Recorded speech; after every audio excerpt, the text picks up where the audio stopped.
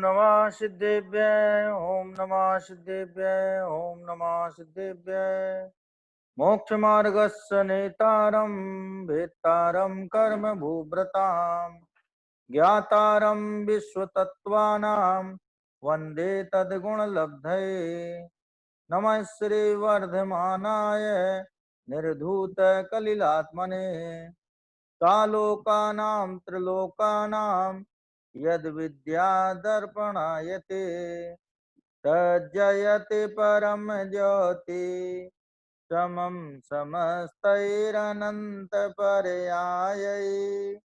दर्पणतलैव सकला प्रतिफलति पदार्थमालिका यत्र। भक्तों स्तोत्र में अपने 46 छंद हो गए।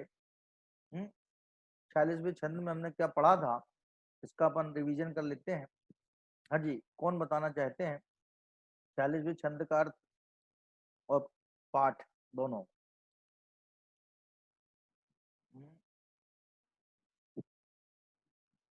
हाँ अजय जी बताइए।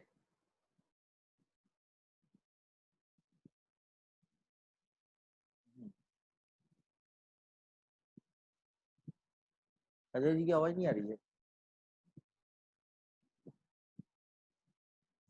जय जिनेन्द्र, आवाज आ रही पंडित जी? हाँ अब आई अब आई।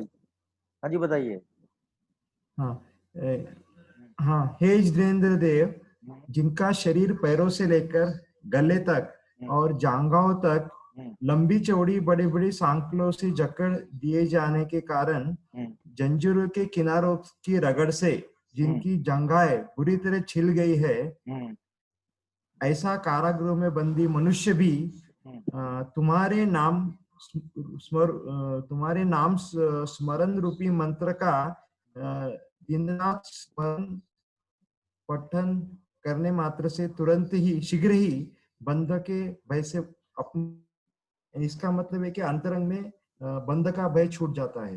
इसको ऐसा भी बोल सकते हैं हम लोग कि जो 8 कर्म या 8 कर्म, इसको ऐसा बोल सकते हैं हम लोग जो 8 कर्म अपने हाँ माने जो भय निकल जाता निश्चय वाला अर्थ है ना, व्यवहार से तो वो सांकलों के बंध के भय से छूट जाता है, और निश्चय से जो आप समान अपने स्वरूप का ध्यान करता है, उसका स्मरण करता है, वो 8 कर्मों के बंध के भय से छूट जाता है। मैंने निश्चय परक अर्थ में अपन अष्ट कर्म बंध के भय के निवारण की बात स्वीकार कर सकते हैं। हाँ जी रेखा जी बताइए।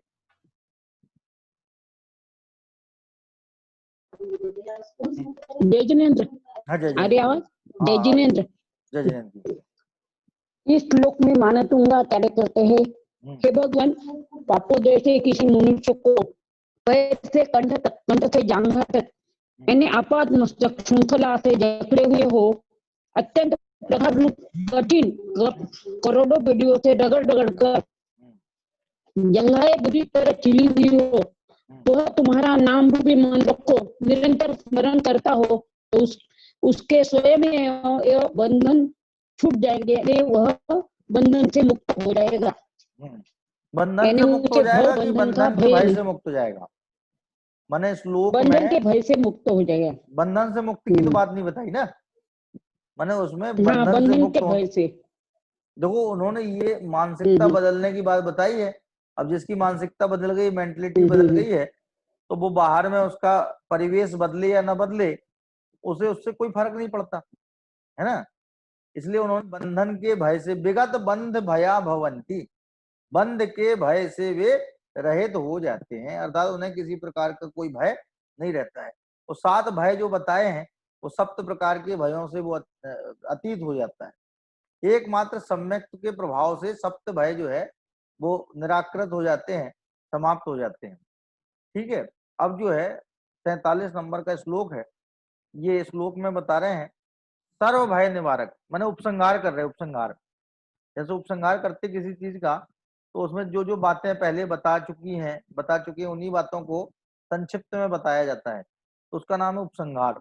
तो ये 47 नंबर का छंद जो है ये उपसंहार का है, और 48 नंबर का छंद जो है महिमा वाचक है, भक्तामर की महिमा का है, और भक्तामर के फल को बताने वाला है। कोई भक्तामर को निरंतर पढ़ता है तो उसे क्या फल प्राप्त होता है।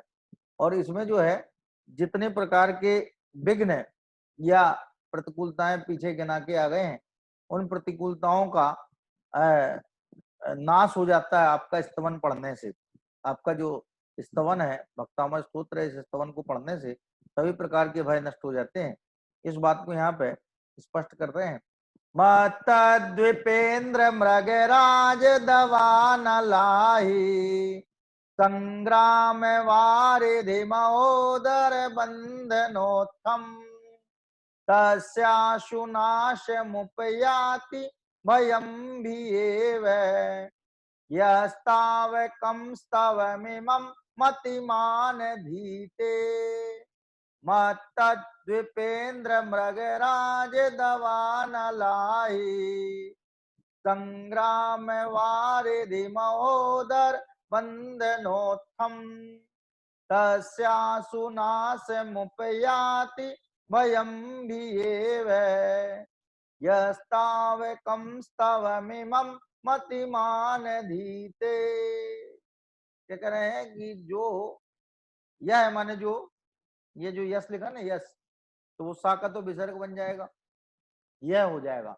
यह का मतलब होता है जो, कह माने को, कह माने कौन, यह माने जोन, जो हिंदी में बोले तो जो, कहना जो मतिमान, मतिमान माने बुद्धिमान, मति बोलते बुद्धि को, यह मतिमान एवं इमम तावकम स्तवम, क्या जो मतिमान, जो बुद्धिमान है, जो बुद्धिशाली व्यक्ति, यह मतिमान इमम, इमम कहां से निकाला अपन ने, स्तवम में लिखा ना, स्तवम में, तो मां तो स्तवम, स्तव के साथ में हो जाएगा, स्तवम पूरा शब्द हो जाएगा स्तवम, और इमम आ जाएगा, माने इस, इमम का मतलब इस है, तावकम माने तुम्हारे, मामकम माने मेरा, अस्माकम माने हमारा, अस्माकम माने हमारा है, मामकम माने मेरा, तावकम माने तुम्हारा। तो ये स्तुति ना हमारी है न मेरी है, ये स्तुति तो तुम्हारी है। ये किसकी है? हे आदिनाथ परमात्मा, ये स्तुति तो तुम्हारी है, तुम इस स्तुति के विषय हो, इस स्तवन में एकमात्र नायक तुम ही हो। क्या माने ये सामूहिक स्तुति नहीं है, माने सामूहिक स्तुति में क्या होता है कि जितने लोगों की स्तुति की जाए वे सब नायक हो जाते हैं, क्या वे सब जो है उसके आराध्य हो जाते हैं। लेकिन ये स्तुति पर्टिकुलरली खास तौर से आदिनाथ भगवान के लिए लिखी गई है। मानतुंगाचार्य देव ने इस बात का उल्लेख प्रारंभ में ही कर दिया कि मैं आदिनाथ भगवान का स्तवन कर रहा हूं, जिन्होंने युग के युग आदि में युगादौ, अपन ने पढ़ा था ना शुरुआत में, युगादौ हस्तावलंबन, हस्तावलंबन स्वरूप जो थे, ऐसे आदिनाथ भगवान। तो वो कह रहे हैं यह माने जो मतिमान, जो बुद्धिमान, क्या इमम तावकम स्तवम अधीते, धीते लिखा, धीते कैसे निकल गया इसमें, जो लिखा ना मतिमान, वो ना हलंत है, दरअसल उसमें छोटा वाला आ घुसा हुआ है, वो इधर आ जाएगा, तो अधीते माने पढ़ता है। अधीते अध्ययन शब्द से, अध्ययन इसी से बना है, क्या अधि धातु है, मूल में अधि धातु है, अधि धातु से अधीते शब्द बनता है। क्या अधीते क्रिया है, क्रिया कि जो मतिमान, यह मतिमान इमम तावकम स्तवम, इस तुम्हारे स्तवन को अधीते माने अच्छी तरह से पढ़ता है। तो वो पठती नहीं लिखा उन्होंने, पठती में तो सामान्य पठन हो जाता है, अधीते माने अध्ययन करता है, इस स्तवन को अत्यंत गहराई से विचार करता है, उसका अध्ययन करता है, इस स्तवन की चित्त में महिमा लाता है। तो वो कह रहे हैं क्या होता है उसके, तस्य आंसू माने उस व्यक्ति के शीघ्र ही, आंसू माने शीघ्र, जैसे आप लोगों ने सुना होगा आंसू कवि, क्या तो आंसू कवि के आंसू बहाते रहते हैं क्या, वो आंसू कवि, तो आंसू कवि हो गए जो अपनी कविता से लोगों के आंसू बहा देवे, वे आंसू कवि। आंसू कवि नहीं, आंसू कवि है। आंसू कवि का मतलब होता है जो तुरंत प्रसंग उपस्थित होने पर कोई भी विषय दे दिया जाए तो तुरंत कविता बना के प्रस्तुत कर दे, उसको बोलते हैं आंसू कवि। तो आंसू का मतलब हो तुरंत, शीघ्रता से, यथा शीघ्रम, जितनी जल्दी हो सके उतनी जल्दी। तो करे तस्य आंसू, उस व्यक्ति के शीघ्र ही नासम उपयाति, भयम नासम उपयाति, क्या भय नाश को प्राप्त हो जाते हैं। और देखो गजब बात और लिख दी, बिये वे दिया एवे, मानो भय कोई भय लग गया, क्या लग गया, मानो भय को भय लग गया और भय भयभीत होकर भाग गया। जैसे एक बिहारी कवि हुआ, हिंदी साहित्य का बहुत बड़ा प्रसिद्ध कवि है रीति काल का बिहारी। तो उसने एक जगह एक पंक्ति लिखी कि भैया जेठ की दोपहरिया में इतनी तेज गर्म पड़ रही थी, इतनी तेज गर्म पड़ रही थी, इतनी तेज गर्म पड़ रही थी कि छाहो चाहती छाह, छाया भी छाया को चाह रही थी, छाया भी सोच रही थी कहीं छाया मिल जाए तो मैं सुस्तालू वहां बैठ जाऊं थोड़ी देर को। तो जैसे वहां पर ये प्रयोग है, ऐसे ही ये, वो तो अभी का प्रयोग है 400 वर्ष पुराना, ये तो 1000 वर्ष पुराना प्रयोग है कि भय मानो भय से ही भाग जाता है। भय को इतना भय लगता है कि अरे भैया मैं तो गलत जगह आके बैठ गया, ये तो भगवान आदिनाथ को स्तवन करने वाला है, ये तो भगवान आदिनाथ का पाठ करने वाला व्यक्ति है, इसके पास तो मैं टिक ही नहीं सकता हूं। तो भिये वे भिया इव माने मानो, भय से ही भयम नासम उपयाति, भय से ही भय नष्ट हो जाता है। माने और किसी को भय लगे तो बात समझ में आती है, लेकिन भय कोई भय लगने लग जाए तो बड़ी एक विचित्र बात नहीं लगती कि यार कितनी गजब बात है कि जिससे भय भी डर जाए क्या। तो वो कह रहे हैं ये गजब बात उन्हीं के साथ हो सकती है जो बुद्धिमान व्यक्ति, क्या, अब कोई कहेंगे भक्तामर से क्या होता है, भक्तामर से क्या होता है, ये होता है भक्तामर से। अब सोचो आप जरा, भक्तामर से क्या नहीं होता ये पूछो आप, क्या होता है ये नहीं पूछो, क्या नहीं होता ये पूछो। माने भय हमारा नष्ट हो जाता है, इससे बड़ा और हमें प्रसाद क्या मिल सकता है भगवान की भक्ति का। हम भक्ति का प्रसाद चाहते हैं, मोदक दे दिए जाते हैं, मोदक के कुछ अंश दे दिए जाते हैं तो वो भक्ति का प्रसाद हो गया। मतलब वो क्या की भक्ति का प्रसाद, तो बड़ा लड्डू तो घर में ही खा ले व्यक्ति, क्यों। यहाँ तो कह रहे हैं कि ये तो वो भय हमारे अंदर जो बैठा हुआ है वो भय समूल नष्ट हो जाए, नेस्त नाबूद हो जाए, ये उसका सबसे बड़ा प्रतिफल है, भक्ति का सबसे बड़ा प्रतिफल है क्या। तो क्या लिख रहे हैं कि यह मतिमान माने जो बुद्धिमान व्यक्ति, तावकम इमम स्तवम, तुम्हारे इस स्तवन को, क्या अभी भी स्तवन चल ही रहा है क्या, ये चाहे अपनी लघुता का प्रदर्शन करें, चाहे भयंकरतम प्रतिकूलताओं का वर्णन करके उनके निवारण की बात कहें, लेकिन ये सर्व भगवान के स्तवन में ही शुमार है क्या, सब कुछ भगवान का स्तवन ही है। क्योंकि अंत तो गत्वा इन सब बातों से महिमा किनकी बढ़ रही है, भगवान आदिनाथ की। तो जो महिमा को बढ़ाए उसी का नाम तो स्तवन है।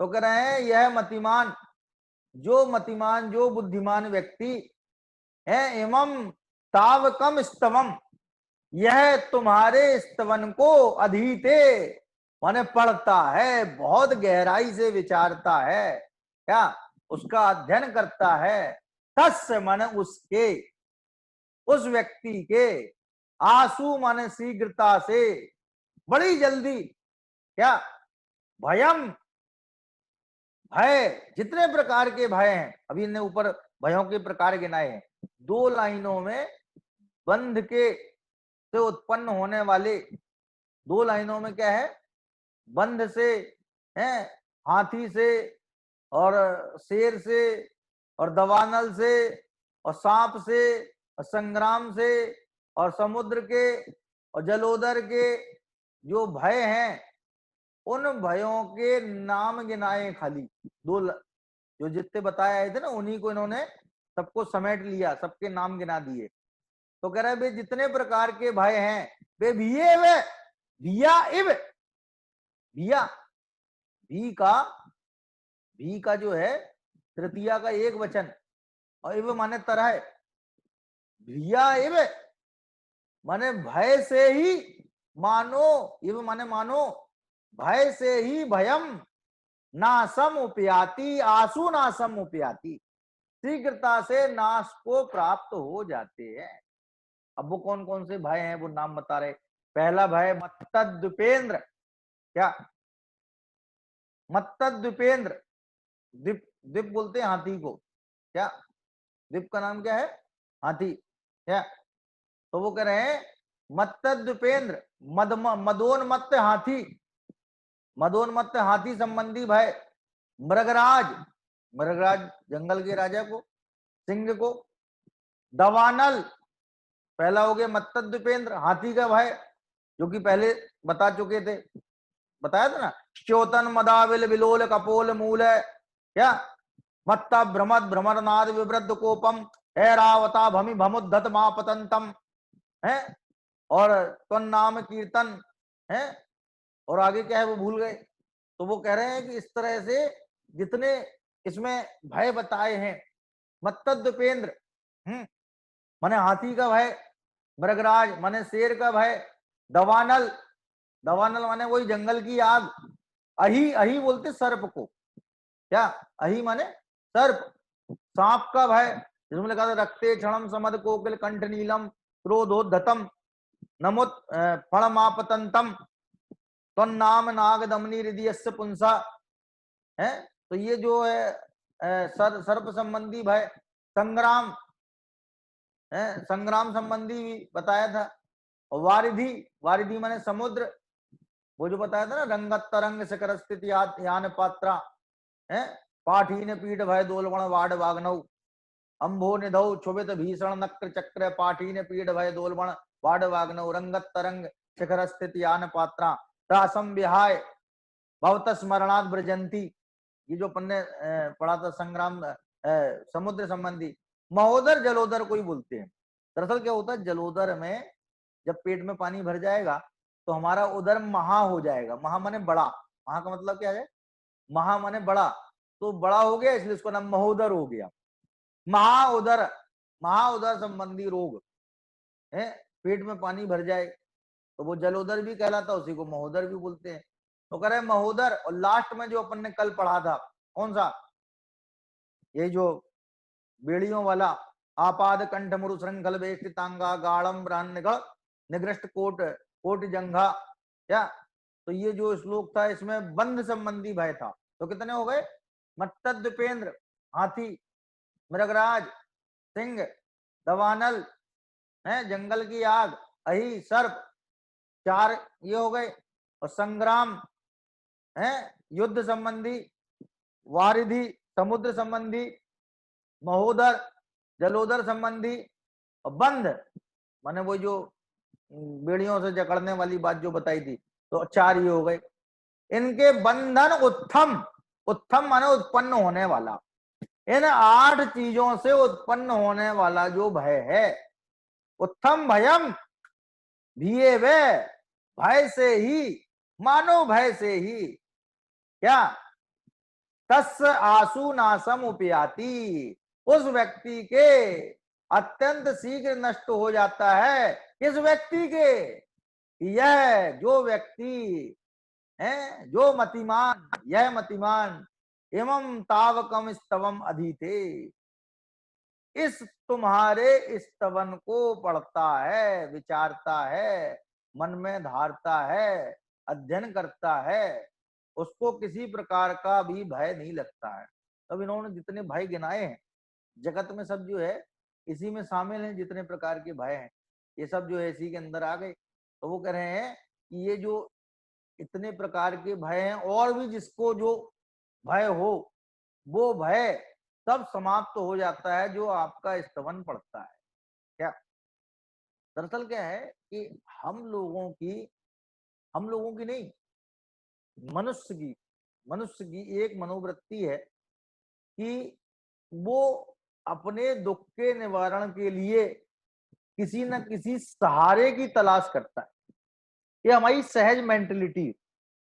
क्या हो सकता है कि उस सहारे से हमें कोई विशेष लाभ न मिल रहा हो, लेकिन एक अंदर में दिली ख्वाहिश रहती है कि कोई ऐसा अवलंबन मिल जाए जिससे कि जो है हम अपने दुख दर्द कह सकें, दुख दर्द बयां कर सकें। क्या भले वो हमें दूर न कर पाए, ये बात तय है, और कोई कर भी नहीं सकता, कोई किसी के दुख दर्द दूर नहीं कर सकता है। क्या लेकिन फिर भी अंदर की मेंटलिटी हमारी ये कहती है कि कोई ना कोई तो ऐसा होना चाहिए कि जो हमारी बात सुन सके। क्या हमें कुछ नहीं, झूठी तसल्ली दे दे, है साची तसल्ली ना दे तो ना दे, कम से कम झूठी दे दे। क्यों? इस भावना में बह करके हम जो है किसी न किसी सहारे की तलाश में रहते हैं। तो आचार्यों ने कहा भैया एक बात बताओ, मैं आपको इसलिए बात बता रहा हूं कि जैन दर्शन में कर्तावाद है नहीं, लेकिन जहां कहीं भी आपको कर्तावाद की बातें मिलती हैं तो उसकी वजह यह है कि हमारी मनोदशा ऐसी है। अब आचार्यों ने देखा कि यदि हम इस व्यक्ति को ये नहीं कहेंगे कि तुम्हारा कल्याण भगवान करेंगे, तो ये जरूर अन्य देवी देवताओं के चक्कर में चला जाएगा, डेफिनेटली दूसरे लोगों की, क्योंकि इसको तो शरण चाहिए, इसको सहारा चाहिए। जिधर दिखेगा सहारा, जिधर दिखेगी शरण, वहीं ये छलांग लगा देगा। तो उन्होंने कहा तुम और कहीं मत जाओ, तुम्हारा कल्याण आदिनाथ ही करेंगे। तब इन्हें कहना शुरू कर दिया, ओ मैंने तेरे ही भरोसे आदिनाथ, भंवर में नैया डार दई। आदिनाथ भगवान कह रहे कि हमने कभी नहीं कहा तुमसे कि तुम डार देना, नैया डार देना अपनी भंवर में डाली, सामान्य जगह पे नहीं डाल दी। क्यों? लेकिन वो व्यक्ति की अंदर की मनोदशा है। तो उपचरित असद्भुत व्यवहार ने से अपने यहाँ पर ये जो कथन आते हैं, द्रौपदी को चीर बढ़ायो, क्या सीता प्रति कमल रचायो, और अंजन से किए अकामी, दुख मेटहु अंतर्जामी, ये तो सबने पढ़ा होगा है कि हे प्रभु आपने द्रौपदी, आलोचना पाठ में ये द्रौपदी का चीर बढ़ाया और सीता के प्रति है कमल की रचना कर दी, कमल के सिंहासन पर बैठ के सीता जी प्रकट भई। क्या और अंजन जैसे कामी जीवों को भी आपने निष्काम माने सिद्धत्व प्राप्त करा दिया। क्यों? तो दुख मेटो अंतर्यामी, तो मेरे भी दुख को दूर कर दीजिए आप। तो ये कथन सही है, भगवान करते हैं, कहले 100% सही है, भगवान ही करते हैं। लेकिन किस नए से? उपचरित असद्भुत व्यवहार नए से। किस नए से? उपचरित असद्भुत व्यवहार नए से, जो कि झूठा लाल है। कौन है ये? झूठा लाल। उपचरित असद्भुत व्यवहार नए कौन है? झूठा लाल। ये कहेगा ये देश मेरा है, ये विश्व मेरा है, ये नगर मेरा है, ये मोहल्ला मेरा है, ये घर मेरा है, ये कमरा मेरा है। क्या यहां तक, अरे वस्त्र मेरे हैं, जो वस्त्र मैंने पहने हैं वो वस्त्र मेरे हैं। तो ये जो अनेक क्षेत्रावगाही चीजों को एक बताए, हमारा बताए, उसका नाम है उपचरित असद्भुत व्यवहार नय।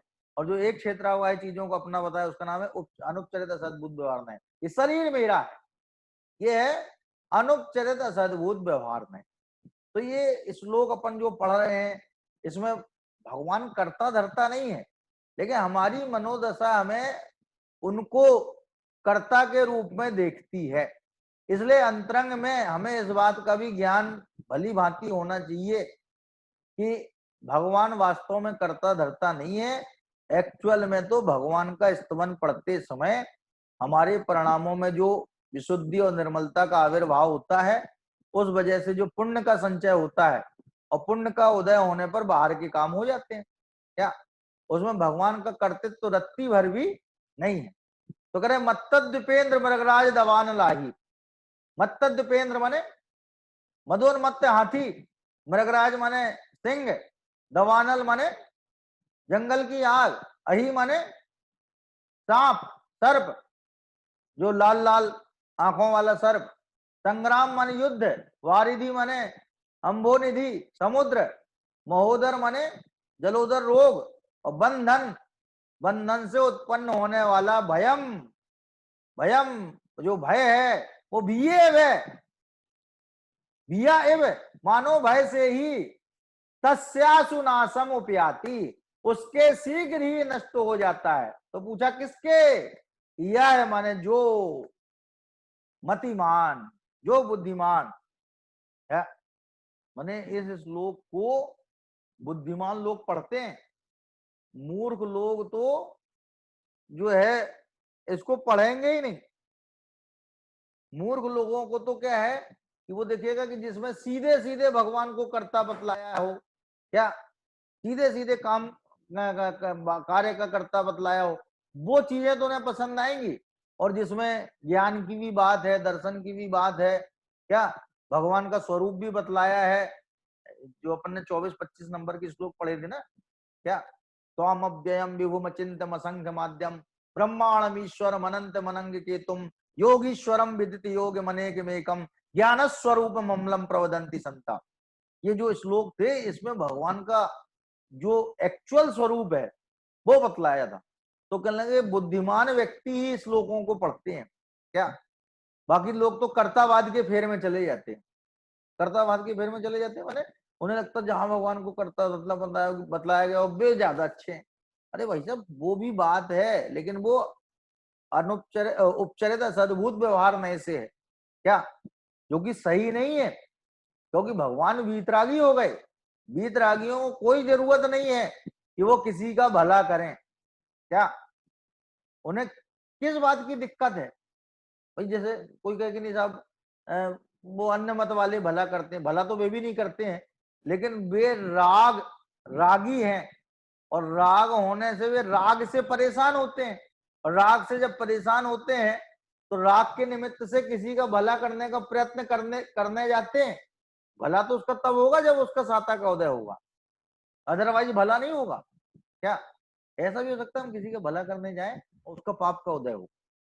हम तो उसको पकड़ने जा रहे थे, वो बिल्कुल मुंडेर पे खड़ा था, किनारे बिल्कुल मुंडेर पे खड़ा था, तो हम एकदम से हमने निगाह हमारी गई उस पर, तो हमने लपक के उसको पकड़ना चाहा। तो हुआ क्या कि जैसे हम लपक के धक्का लग के गिर गया वो, और सारी तोहमत हम पर आ गई कि हमने गिरा दिया उसको, हड्डी टूट गई उसकी। अब उसकी हड्डी टूट गई तो सबने हम पे इल्जाम लगाया कि इसने धक्का दिया था इसलिए गिर गया। अब बताइए, मेरे अभिप्राय में उसको बचाना था कि पटकना था, धक्का देना था? तो भैया उसका उदय खराब था, तो हम तो गए थे बचाने, क्या और उसके उदय ऐसा चालू हो गया कि वो गिर गया और उसके चोट लग गई, क्या? तो कहने का आशा ये है कि वास्तव में हम किसी का भला बुरा नहीं करते, उसी तरह भगवान भी किसी का भला बुरा नहीं करते, लेकिन अपने परिणामों के निमित्त से हमारा भला बुरा जरूर होता है। तो स्तवन को पढ़ने से हमारे परिणाम विशुद्ध होते हैं, क्या? और जब विशुद्ध होते हैं तो पुण्य का नियम से संचय होता है, और जब उदय आता है तो फिर उसका फल दिखाई देता है अनुकूलताओं के रूप में।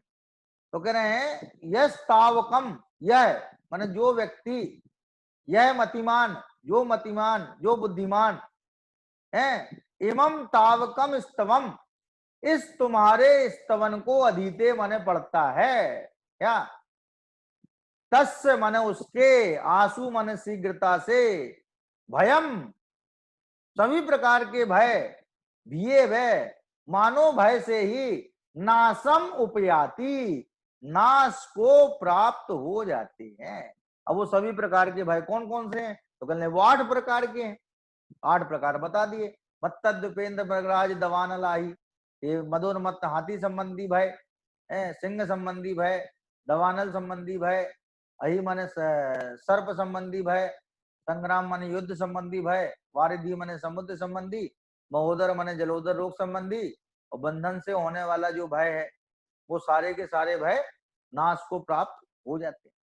ठीक है जी, इसमें कोई कठिनाई हो तो बताओ, कोई भी कठिनाई इसमें लग रही हो तो। कविता जी, हाँ जी बताइए। हाँ जी, जय जयंत पंडित जी।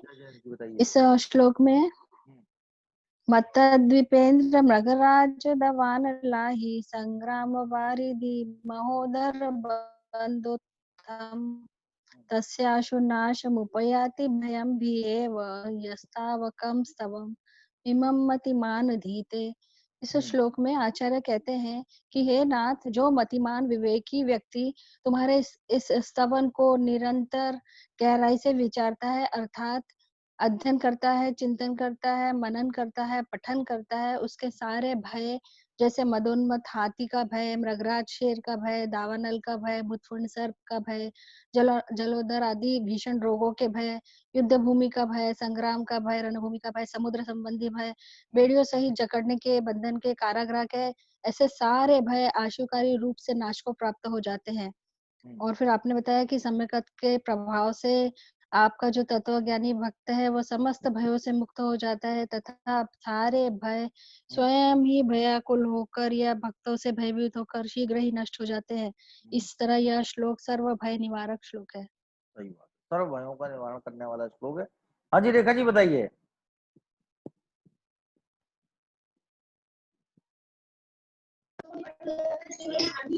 मत्त द्वीपेंद्र मृदुराज दवानिलाहि संग्राम वारि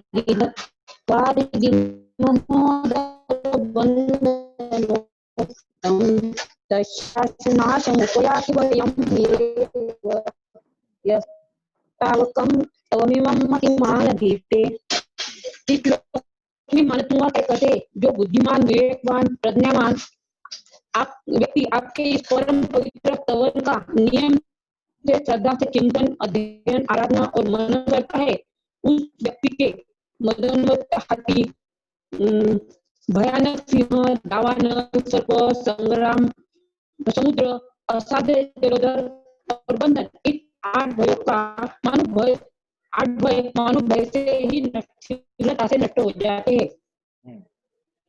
मानो भय से ही वे भयभीत होकर के नष्ट हो जाते हैं। ठीक है जी, ये अपना 47वां हो गया। अब अपन जो है अंतिम छंद जो है 48 नंबर का छंद, ठीक है ना, इसको प्रारंभ करते हैं। इसके पहले जो है पंडित जी, हाँ बताइए पंडित जी, इसके बताइए बाद बताइए। कल्याण मंदिर पढ़ाओ। इसके बाद हमें कल्याण मंदिर कल्याण मंदिर इसके बाद अच्छा पर्व के बाद कल्याण मंदिर, हाँ पढ़ाओ। कल्याण मंदिर पर्व के बाद हाँ देख अपन इस पर विचार करते हैं। भाई आप लोगों के जैसे जैसे प्रस्ताव आते जाएंगे वैसे वैसे अपन विचार करते जाएंगे कि भाई फिर एक सिलेक्ट कर लेंगे कि बहुतायत से जो है नहीं रुचि लग गई है अब। नहीं है तो बहुत बढ़िया। विशापार स्तोत्र भी बहुत बढ़िया है, कल्याण मंदिर स्तोत्र भी बहुत बढ़िया है। ये दरअसल क्या है कि पहले जो है पूजन साहित्य जो है ना, अपने यहाँ सबसे पहली पूजा यदि कोई मिलती है तो वो आचार्य पद्मनंदी स्वामी की सिद्ध पूजा है। कौन सी? असम समय सारम चारु चैतन्य चिन्हम, जिसमें अंत में है वो संस्कृत में पूजा मिलती है। उसके पहले जो है सब स्तोत्र साहित्य उपलब्ध होता है अपने को, जैसे भक्तामय स्तोत्र, कल्याण मंदिर स्तोत्र, देवागम स्तोत्र, विशापहार स्तोत्र, ये सब स्तोत्र ही अपने को उपलब्ध होते हैं। तो देखते हैं अपन कल्याण मंदिर स्तोत्र की भी चर्चा करेंगे। ठीक है, हाँ ये जो है क्लास है ना, अभी अपन यहाँ पे भी 2 मिनट अपन पोस्टपोन कर रहे हैं। अब इसको रिकनेक्ट कर लीजिए आप लोग दोबारा, ठीक है? तो फिर अपने को 40 मिनट फिर से मिलेंगे। ठीक।